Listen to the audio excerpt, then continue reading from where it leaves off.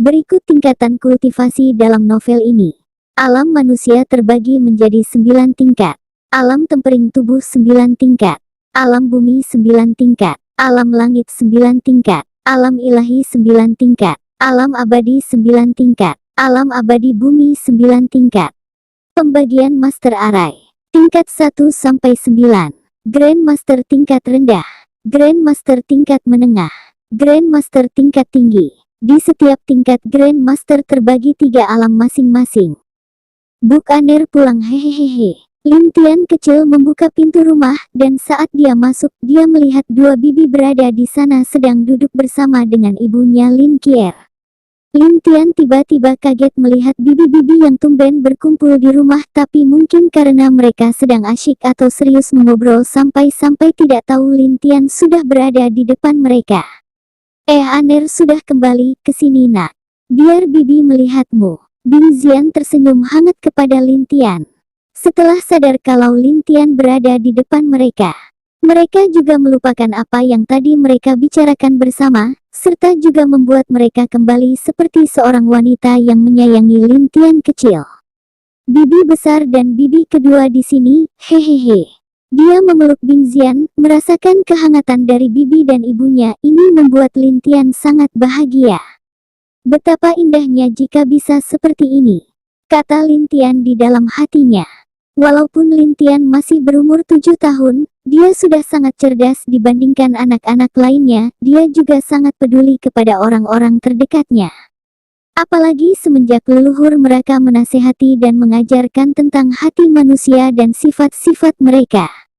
Leluhur pernah berkata kepada Lin Tian, jika ada yang berbuat baik sedikit saja pada kita, maka balaskan lebih banyak dari yang mereka berikan. Dan apabila mereka berbuat jahat kepada orang lain, maka balaskan lebih buruk dari yang mereka lakukan kepada orang yang dia jahati. Bibi, ibu apa yang kalian bicarakan? Tadi Aner melihat kalian sangat serius, ucap Lin Tian. Tidak ada apa-apa nak. Kami hanya membicarakan tentang pertandingan bela diri antar sekte yang sebentar lagi akan diadakan di benua utara. Kejuaraan ini hanya diadakan setiap 10 tahun sekali di benua kita, kata Ibu Lin Tian sambil tersenyum. Oh gitu ya Buk, hehehe. Aner boleh ikut, ucap Lin Tian dengan mata polos. Tidak boleh, mereka berkata serentak. Kamu masih kecil, dan kami juga tidak mengizinkannya, mengerti? Kata Bing Zian kepadanya. Oh Aner bercanda bibi. Jangan marah, kata Aner sambil memeluk bibinya lagi. Bibi tidak marah nak. Kami semua khawatir denganmu, dan lagi sekte kita semuanya perempuan. Jika kamu seorang laki-laki ikut juga, itu akan membuat mereka yang hadir di acara itu heran, atau kamu mau berdandan seperti wanita? Kata bibinya sambil mengelus kepala dan menggoda Lin Tian. Tidak Buk, Aner lebih baik berlatih lagi dengan leluhur daripada berpakaian wanita. Mendengar bibi bicara seperti itu membuat bulu kuduk dia merinding. Membayangkan dia berpakaian wanita, bahkan tidak terbayangkan. Lebih baik dia berlatih di tempat leluhur daripada memakai pakaian wanita. Hahaha. Mereka tertawa melihat wajah Lin Tian seperti itu. Setelah itu mereka semua berkumpul dan Lin Tian duduk di sebelah bangku antara ibu dan bibinya. Dia menceritakan pengalaman bersama leluhur kepada bibi dan ibunya itu. Setelah hampir sore ibunya Perikir meminta dia untuk istirahat di kamar. Lin Tian mengangguk dan pamit kepada bibi dan ibunya untuk pergi. Sebelum pergi, Lin Tian diam-diam menempelkan kertas jimat kecil ke bawah meja. Setelah ditempelkan, jimat itu menghilang dengan sendirinya. Bahkan bibi dan ibunya itu tidak sadar. Lin Tian pergi ke kamar. Setelah masuk kamar, Lin Tian duduk bersila. Dia juga mengeluarkan jimat. Jimat yang dia keluarkan adalah hasil buatannya sendiri. Dia telah mencoba berlatih membuat jimat. Pil obat, arai bahkan senjata roh sendiri tanpa sepengetahuan bibi dan ibunya. Tentu yang tahu hanyalah leluhur sekte salju saja. Bahkan setelah melihat Lin Tian bisa membuat itu semua, jantung leluhurnya hampir copot. Apakah ini yang dinamakan jenius sejati? Pikir leluhurnya saat itu melihat kemampuan Lin Tian. Jimat yang dipasang Lin Tian di meja itu adalah jimat pendengaran. Salah satu jimat tingkat rendah yang berfungsi untuk mendengarkan pembicaraan orang lain dari jauh. Jimat yang dipegang Lin Tian juga berfungsi untuk mengetahui pembicaraannya itu. Setelah mengeluarkan jimat dari cincinnya, dia lalu menggunakan jimat itu dengan meletakkannya di keningnya, lalu dia menutup mata. Setelah itu dia bisa mendengarkan percakapan bibi dan ibunya itu. Guru mungkin sangat ingin kembali ke Sekte Langit. Aku bisa melihat dari wajahnya, kata Bing Zian. Iya kak, aku juga tahu, tapi guru malu untuk kembali karena masalah yang lama membuat saudara dia kecewa padanya, kata Peri Kier. Guru juga merindukan saudaranya di sana, tapi aku juga tak menyangka kalau guru adalah murid dari Sekte Langit itu. Kata Bing Zuer, andai saja kita bisa melakukan sesuatu. Oh iya, Kier, bukankah kau dekat dengan laki-laki bernama Lin Ho? Bukannya dia dari benua tengah? Apa kamu bisa bertanya padanya situasi di sana dan Sekte Langit, tanya Bing Zian. Apa yang kakak katakan? Tidak mungkin aku menanyakan hal itu padanya, dan juga aku hanya menganggap dia hanya teman, bahkan aku juga jarang berbicara dengannya, kata Peri Kier dengan sedikit malu kepada saudarinya. Hahaha, jangan berbohong pada kami. Kami tahu dia menyukaimu, dan juga kamu menyukainya kan? Hahaha, itu juga karena dia pernah menyelamatkanmu, kamu dan dia juga pernah mengalami situasi yang berbahaya bersama beberapa bulan lalu, Bing Zuer membalas perkataan Peri Kier. Tapi untung guru tidak terlalu mempermasalahkan hal itu. Di saat kamu menceritakan tentang pria itu kepada guru, Bing Zian menghela nafas. Iya, aku juga merasa sedih dengan guru sekarang. Jika ada sesuatu yang bisa kita lakukan, aku ingin membantu guru. Dia memperlakukan kita seperti anaknya sendiri. Tapi kita belum membalas jasanya itu, balas Peri Kier. Mereka menghela nafas serentak. Dengan hal-hal seperti itu, mereka tidak bisa membantu. Gurunya juga tidak berbicara tentang kemauannya kembali ke sana atau perasaannya.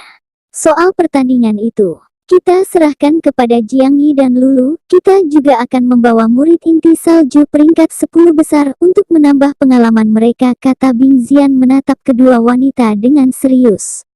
Baik, balas mereka berdua. Baiklah, mari bubar. Setelah 2 hari, Kier dan tetua pertama akan berangkat ke kota kekaisaran, kata Bing Zian.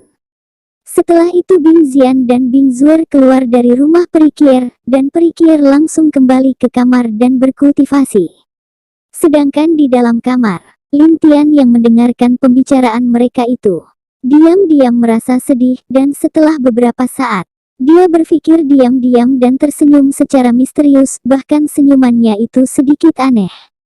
Di suatu tempat di benua tengah, di tempat sebuah sekte besar berdiri, tepatnya di dalam Sekte Langit, di goa yang gelap di suatu tempat terlarang sekte itu, ada seorang laki-laki yang kelihatan seperti seorang laki-laki berumur 40 tahun, tapi sebenarnya dia adalah monster tua yang sudah hidup ratusan tahun dari sekte tersebut. Dia membuka matanya dan bergumam, "Adik, di mana kamu?" Dia meneteskan air mata. Setelah beberapa saat dia menutup matanya lagi. Beberapa hari berlalu, ini adalah hari di mana Peri Kier dan tetua pertama membawa murid-murid mereka ke Kekaisaran Batu, walaupun Kekaisaran Batu termasuk sebuah kota. Tapi mereka hanya setingkat dengan sekte tingkat 1, acara ini biasanya diadakan berbeda tempat di setiap tahunnya. Kali ini giliran Kekaisaran Batu yang menjadi tuan rumahnya. Sebenarnya pertandingan ini akan diadakan 10 hari lagi, tapi mengingat perjalanan ke sana membutuhkan 5 hari dengan terbang, sebenarnya itu tidak terlalu lama jika mereka terbang langsung. Mereka bisa sampai dalam 2 hari, tapi mereka memutuskan untuk melatih murid-murid yang ikut dalam pertandingan itu selama 3 hari di dalam hutan iblis. Di sebuah puncak, berdiri beberapa orang di sana, dan ada beberapa murid yang berdiri di punggung sebuah burung besar. Burung tersebut adalah burung elang, sebuah burung iblis tingkat bumi. Kecepatannya sangat cepat daripada binatang iblis lainnya. Aner, jangan nakal, dan berlatihlah dengan baik, dan jangan berkeliaran. Mengerti? Dia mengusap kepala anaknya itu dan menasihatinya dengan lembut. Oh, Aner kan anak baik dan tidak nakal, Bu, kata Lin Tian.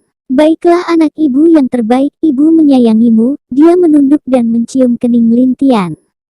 Setelah itu dia naik ke pundak binatang iblis itu, dan binatang iblis mengibarkan sayapnya bersiap untuk terbang.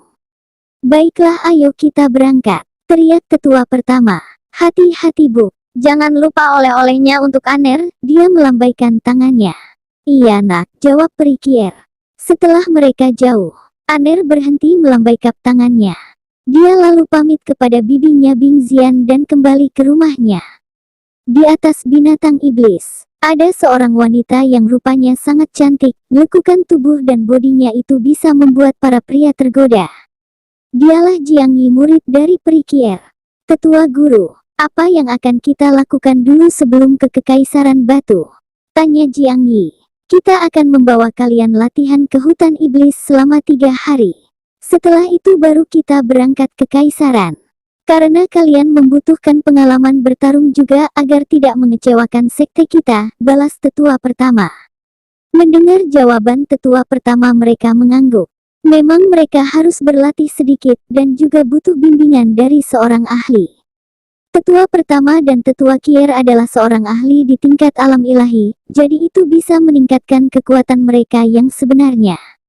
Mereka juga bisa melalui arai transportasi agar bisa sampai ke Kaisaran. Tapi para tetua dan pemimpin sekte memilih menggunakan binatang iblis untuk pergi. Karena mereka ingin mempercepat waktu, dan sisa waktu lainnya akan dipergunakan untuk berlatih. Di antara mereka hanya berada di tahap awal alam bumi, hanya Jiang Yi dan Lulu yang lebih kuat dari mereka. Jiang Yi berada di tingkat 5 alam bumi, dan Lulu berada di tingkat keempat alam bumi puncak. Mereka terbang dan menuju hutan iblis. Sedangkan di rumah di puncak bunga, di kamar Lin Tian tepatnya. Kakak, apa kita akan ke benua tengah? Tanya bayi kecil. Tentu saja, aku harus bertemu dengan calon ayahku dan keluarga leluhurku, hehehe. Jawabnya. Kakak, kau merencanakan sesuatu kan? Balas bayi lagi. Kakak tidak punya rencana apapun adikku. Sambil tersenyum dia menjawab lagi. Hanya mereka yang belum tahu dirimu yang akan percaya, bayi kecil berkata dalam hatinya. Di antara mereka berempat, hanya bayi kecil yang terdekat dengan Lin Tian, dan tahu sifat asli Lin Tian. Walau dia masih kecil, dia sangat cerdas, bahkan lebih cerdas dari orang-orang dewasa lainnya. Hanya dia akan memperlihatkan sisi kekanak-kanakannya kepada keluarganya saja, dan orang-orang yang dianggap dekat olehnya. Jika itu orang lain dan dinilai tidak baik, dia tidak akan peduli dengan orang itu. Bayi kecil jelas tahu tentang itu semua. Lihat saja setelah aku membawa ayah ke sini, aku akan memperlihatkan kepada teman-teman di desa kalau aku memiliki ayah juga, hehehe, katanya dengan bangga. Setelah beberapa saat ada seekor tikus yang masuk ke kamarnya. Tikus itu membawa sebuah cincin yang digantung di lehernya. Tikus itu berjalan di pundaknya Lin Tian. Hehehe, bagus Pi, apakah semua bahannya at? Tanya Lin Tian. Tikus itu membalas dan memukul-mukul dada dengan bangga.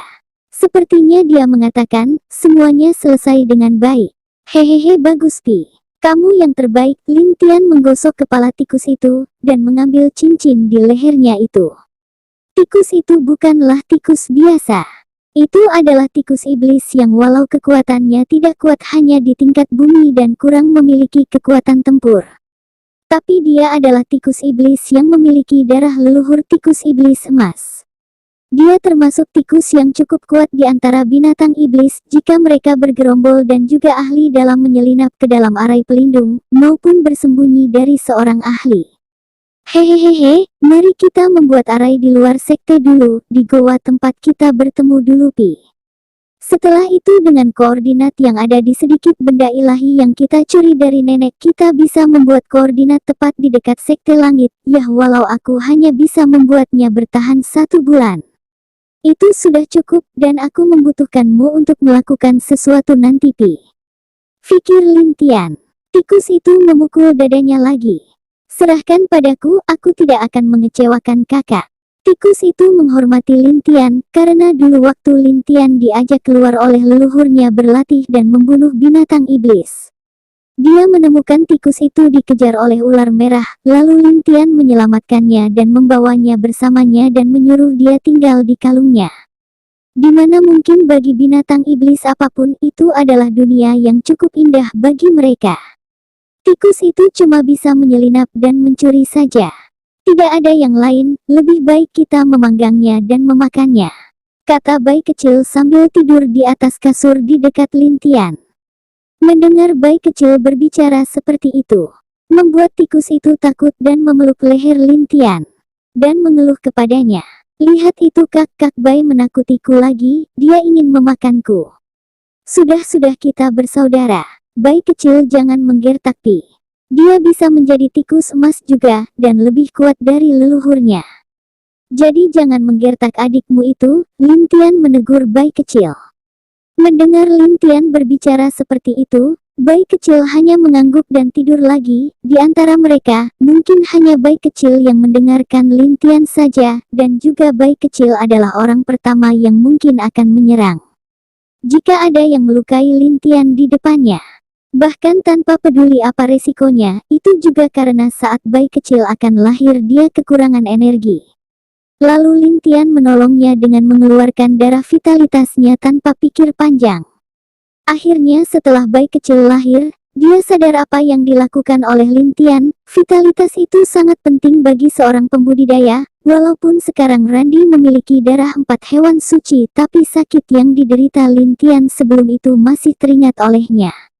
Jadi itu yang menyebabkan mereka sangat dekat satu sama lain, dan bayi kecil tidak melawan jika ditegur oleh Lintian. Dia akan mengerjakan apa yang diperintahkan oleh Lintian apapun itu. Sudah pi istirahatlah dulu, aku mau membuat jimat dulu, ini berfungsi nanti saat kita ke sana hehehe katanya. Setelah itu tikus itu membalas dan langsung masuk ke kalung Lintian. Aku akan tidur di luar kak sambil berjaga. Bayi kecil juga pindah dan keluar dari ruangan. Baik, ku serahkan padamu bayi kecil, jawab Lintian. Setelah bayi kecil keluar, dia tidur di meja di rumah itu, dan memejamkan matanya. Lintian menggerakkan tangannya dan mengunci rumahnya dengan arai yang dia buat sebelumnya. Baiklah, mari kita mulai, aku akan membuat arai yang dapat menghilangkan benda, pikirnya. Setelah berpikir sejenak, dia mulai mengambil bahan-bahan yang dibawa pi di cincin itu dan mulai mengolahnya. Dalam 3 hari Lintian membuat beberapa macam jimat dari jimat tingkat 1 sampai tingkat 6. Lintian adalah orang yang sangat pintar dalam belajar. Dia sejujurnya memiliki tubuh yang istimewa, bisa disebut sebagai tubuh ilahi. Jadi karena tubuhnya yang spesial dan juga dia memiliki darah yang sangat kuat juga, dia bisa belajar dengan cepat, apalagi waktu dia hidup bersama ibu harimaunya. Dia diberikan cukup buah-buahan suci dan bahkan pil tingkatan yang sangat tinggi. Bahkan dia juga dimandikan dengan air suci, yang dikatakan sangat bermanfaat meningkatkan tubuh ke tingkat yang menakutkan. Dan sekarang dia mendapatkan hasil dari itu semua, apalagi dia diberikan kekuatan inti kristal dari ibu harimaunya yang belum dia serap, yang hanya akan terbuka saat dia cukup kuat. Saat itu inti tersebut akan memberikan semua kekuatan dan kenangannya kepada Lintian. Di pagi hari keempatnya, Lintian selesai mempersiapkan semuanya. Dia bersiap-siap berangkat ke benua tengah. Dia juga sudah mempersiapkan arai teleportasi dari gua yang dia rencanakan dan memasang arai ke benua tengah. 2 hari yang lalu dia menyuruh tikus kecil Pi untuk keluar dan pergi ke goa tersebut untuk memasang jimat teleportasi di sana, agar di saat dia pergi, leluhur dan bibinya tidak mengetahuinya. Dia tahu jika mereka mengetahuinya, dia akan dimarahi dan dihukum. Iya, walau dia tidak dihukum, palingan dikurung di kamar untuk membaca buku lain. Karena baik leluhur maupun bibinya tidak akan tega menghukumnya dengan berat. Bayi kecil, ayo kita berangkat, hehehe, aku ingin pergi ke benua tengah, katanya. Di sana juga banyak makanan yang enak dan pemandangan yang indah, kata Lintian. Bayi kecil bangun lalu meloncat ke atas kepala Lintian, dan langsung menguap dan tidur di atas kepalanya Lintian. Itu adalah kebiasaannya, dan hanya di atas kepala Lintian dia akan tidur seperti itu. Jika itu orang lain dia tidak akan mau bahkan dipegang. Walaupun kelihatan dia tidur, sebenarnya dia selalu waspada, kesadaran ilahinya selalu keluar untuk mengecek di sekitaran. Setelah siap, Lin Tian mengeluarkan jimat dan menempelkannya di pintu kamarnya. Lalu menggunakan segel tangannya untuk mengeluarkan ki. Pintu pun berubah menjadi cahaya.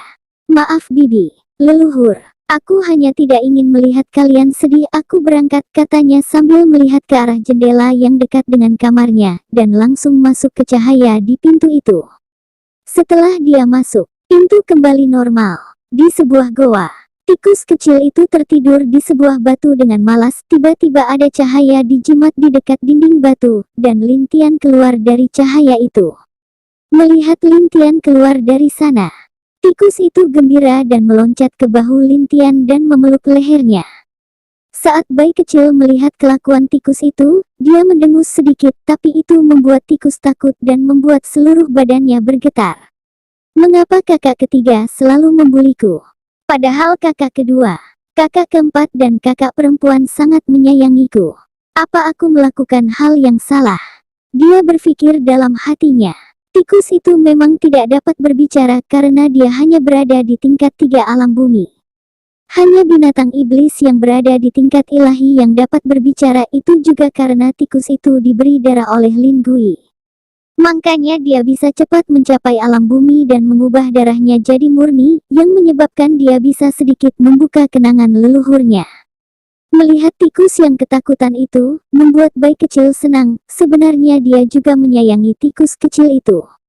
Tapi dia berbeda dari saudaranya yang lain, dia menggertak tikus itu juga hanya karena dia suka iseng saja. Memiliki adik kecil tikus ini juga membuat dia beruntung, karena mungkin dia bisa membantunya untuk mencuri beberapa ikan nanti di benua tengah. Bayi kecil, jangan menggertak terus. Jika menggertak dia lagi, aku akan mengurungmu di kalung, dan tidak boleh keluar selama 1 bulan, atau aku akan menceritakan pada Fenger. Kalau kamu pernah mengintip nyaman di dalam wujud manusianya, kata Lin Tian. Mendengar apa yang dikatakan Lin Tian, ini membuat seluruh bulu-bulunya berdiri. Satu orang yang membuat dia takut adalah Lin Fenger. Seekor burung ponieks legendaris termasuk 4 hewan suci. Sebenarnya yang dimaksud Lin Tian itu terjadi 6 bulan lalu, di saat Fenger mau mandi di kolam dekat gunung leluhur. Bayi kecil mengintipnya. Saat itu Fenger berwujud manusia berumur 7 tahun. Kak, soal itu aku mohon jangan. Aku pasti akan jadi harimau panggang jika dia tahu, katanya sambil memelas ke Lin Tian. Lin Tian hanya tersenyum, lalu dia menyuruh Pi kembali ke kalungnya dan memberikan beberapa kristal ki awal ke dia untuk berlatih. Lalu dia mulai mengeluarkan barang-barangnya untuk membentuk arai ruang ke benua tengah. Mari kita mulai. Dia memulainya dengan menempelkan jimat yang dia siapkan, lalu mengambil pedang yang dia curi dari ruang leluhurni. Setelah beberapa hari berlalu, semuanya sudah siap dan Lin Tian bersiap untuk membuka arai ruangnya. Dengan menggunakan pedang leluhur yang dia curi, dia menebas dinding batu di goa itu. Setelah itu, bukannya dinding itu hancur, tapi dinding itu berubah menjadi lingkaran seperti lubang hitam yang berukuran sebesar 2 meter. Melihat semuanya sudah siap, Lin Tian duduk lagi di depan arai tersebut dan menutup matanya. Setelah beberapa jam, dia membuka matanya lagi. Hehehe, bagus, sepertinya berjalan lancar. Bayi kecil, lindungi aku ya. Kekuatanmu juga lebih kuat dariku, kata Lin Tian sambil mengelus kepala bayi kecil. Tenang saja kak, aku akan melindungimu. Merasakan tangan Lin Tian di kepalanya, dia merasa senang dan membuat dia mengeluarkan suara seperti dengkuran. Ayo pergi ke benua tengah, hehehe. Aku ingin melihat keluarga nenekku seperti apa. Sambil berbicara sedikit, dia berjalan dan masuk ke arai tersebut, lalu menghilang dari goa itu. Di sekte salju, ada seorang wanita cantik yang berjalan menuju rumah di mana Lin Tian berada. Dia adalah tetua murid dalam di sekte tersebut. Lin Tian, nak kamu di dalam. Pemimpin sekte memanggilmu. Dia mengetok pintu rumah Lin Tian sambil berteriak. Setelah beberapa menit tidak ada yang membuka pintu, ini membuat dia merasa aneh, lalu dia membuka pintu rumah dan masuk ke dalam. Lin Tian, Bibi di sini disuruh pemimpin sekte, dia ingin bertemu denganmu, jangan bermain-main nak. Dia berteriak dan berjalan sambil menuju kamar Lintian. Tapi anehnya pintunya terbuka, setelah dia melihat di dalam tidak ada orang, itu membuat dia kaget. Lalu dia melihat sebuah surat di atas kasur. Melihat surat itu, jantungnya berdetak lebih kencang, dan lalu dia terbang langsung ke istana salju. Di dalam istana, ada beberapa tetua dan pemimpin sekte sedang berkumpul. Pemimpin ketua, kata penatua murid dalam itu sambil berlari ke depan pemimpin sekte. Ada apa tetua Fu? Kenapa kamu berlari seperti itu? Kata pemimpin sekte sambil mengerutkan keningnya saat melihat sikap tetua Fu Yi itu. Itu Lintian tidak ada di kamarnya. Dan dia hanya meninggalkan surat ini di kasurnya. Dia tahu sikapnya salah, tapi bagaimanapun ini masalah tentang Lintian. Yang dianggap keponakan oleh pemimpin sekte, siapa yang tidak tahu betapa cintanya pemimpin sekte kepada keponakannya ini. Jika sesuatu terjadi padanya, mungkin seluruh benua utara bisa terbalik. Apa? Dia kaget lalu mengambil surat di tangan tetua Fu itu. Dia membaca surat itu, hehehe bibi atau leluhur yang membaca surat ini. Berarti Aner sudah bermain keluar, maaf ya Aner keluar secara rahasia. Aku tahu pasti bibi maupun leluhur tidak mengizinkannya. Jadi Aner keluar sebentar tanpa izin.